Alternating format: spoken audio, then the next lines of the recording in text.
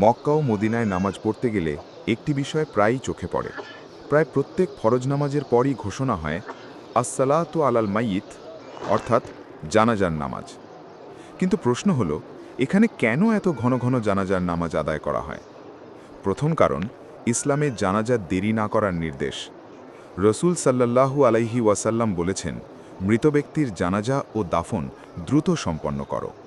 হারামাইন শরীফাইনে প্রতিদিন হাজারো মানুষ অবস্থান করেন। স্বাভাবিকভাবেই প্রতিদিন বহু মানুষ ইন্তেকাল করেন। দ্বিতীয় কারণ, ফরজ নামাজের পর সবচেয়ে বেশি মুসল্লি একসাথে থাকেন। জানাজার নামাজে যত বেশি মানুষ শরিক হন, মৃতের জন্য তত বেশি দোয়া হয়। হারাম শরীফে আদায় হওয়া জানাজার নামাজ মানে লক্ষ লক্ষ মানুষের সম্মিলিত দোয়া। তৃতীয় গুরুত্বপূর্ণ বিষয়, এখানে অনেক সময় মৃত ব্যক্তির পরিচয় জানানো হয় না। কে ধনী কে গরিব তা মুখ্য নয়, সবাই একই কাতারে, একই দোয়ায়। এটা ইসলামের সমতা ও ভ্রাতৃত্বের এক জীবন্ত শিক্ষা। আরেকটি সত্য হল, এই জানাজাগুলো সাধারণত স্থানীয় বাসিন্দা ও হজ উমরারত মুসলমানদের জন্য হয়। অনেকেই চান জীবনের শেষ বিদায়টা যেন হারামাইন শরীফেই হয়।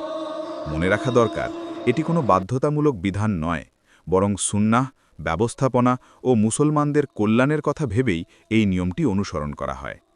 এই জানাজাগুলো আমাদের একটি কথাই মনে করিয়ে দেয়, আজ আমরা কাতারে দাঁড়িয়ে আছি, কাল হয়তো আমাদের জন্যই দাঁড়াবে কেউ।